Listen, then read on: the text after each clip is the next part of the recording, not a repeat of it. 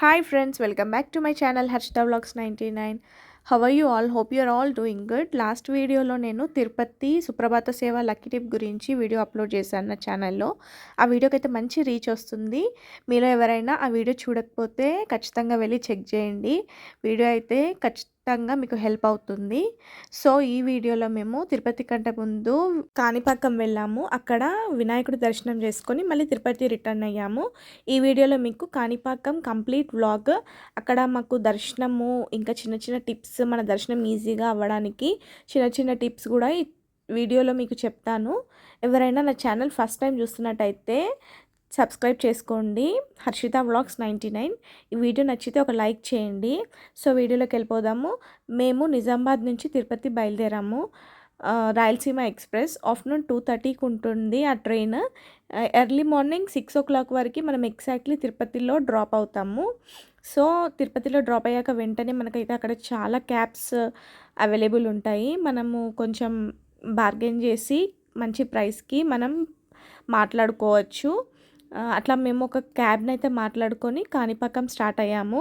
చూడండి, మనం కాణిపాకం వెళ్ళే రూట్లో ఈ స్వామివారి నిజశిలారూపం అంటారు కదా, ఎంత బాగుందో. ఎన్నిసార్లు చూసినా కూడా ఇంకా ఇంకా చూడాలనిపిస్తుంది. స్వామి రూపము ఎంత బాగుంటుందో అసలు. నాకైతే చాలా ఇష్టం ఈ సీనరీ.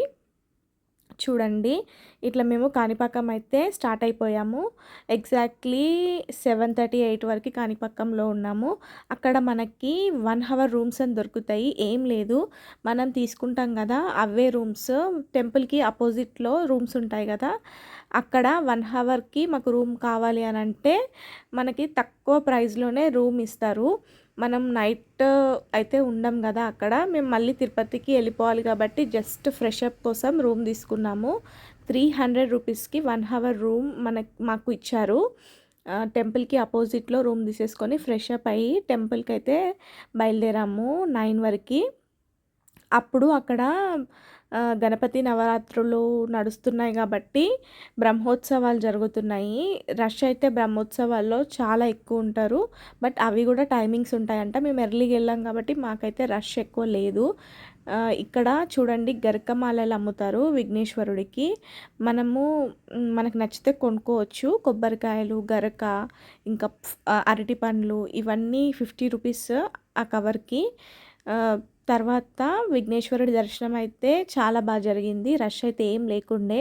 మనకి లోపల టెంపుల్లో మనం విఘ్నేశ్వరుడికి ఇంట్లో పెట్టుకుంటే పాలవెల్లి కడతాం కదా, ఎగ్జాక్ట్లీ అలానే టెంపుల్ మొత్తం లోపల అంతా విఘ్నేశ్వరుడి పాలవెల్లేనండి.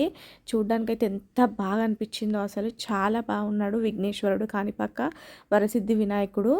ఆ కాణిపాక వరసిద్ధి వినాయకుడి దర్శనం అయిపోయింది మాకు 10:30 వరకు. తర్వాత దగ్గర దగ్గర పక్కపక్కనే ఉన్న టెంపుల్స్ అన్నీ చూసేసుకొని మళ్ళీ తిరుపతి స్టార్ట్ అయిపోయాము. తిరుపతి స్టార్ట్ అయిపోయాము. 11:30, 12 వరకు తిరుపతిలో ఉన్నాం మేము.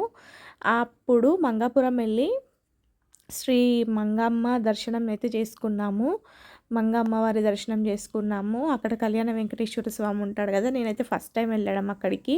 ఎప్పుడైనా తిరుచనూరు వెళ్ళి పద్మావతిదేవి దర్శనం చేసుకునేదాన్ని. ఈసారి మంగమ్మ దర్శనం కూడా అయింది. చాలా బాగుంది ఆ టెంపుల్ కూడా. మీరు చూడకపోతే ఒకసారి వెళ్ళి చూడండి. సో నేను లాస్ట్ వీడియోలో శ్రీవారి మొదటి గర్భ దర్శనం, సుప్రభాత సేవ లక్కీ డిప్ గురించి పూర్తి తిరుపతిలో మాకు ఇన్ఫర్మేషన్ ఉంది. సుప్రభాత దర్శనం ఒకసారి వెళ్ళి అయిపోయాక చెక్ నెక్స్ట్ డే చేయండి. పద్మావతి అమ్మవారు, ఇంకా తిరుపతిలో ఇస్కాన్, ఈ టెంపుల్ కూడా ఖచ్చితంగా చూడండి. తిరుపతి ఇస్కాన్ అయితే చాలా బాగుంది టెంపుల్. ఈ వీడియో నచ్చినట్టయితే ఒక లైక్ చేయండి, నా ఛానల్ని సబ్స్క్రైబ్ చేసుకోండి. Harshita vlogs 99. Bye, see you.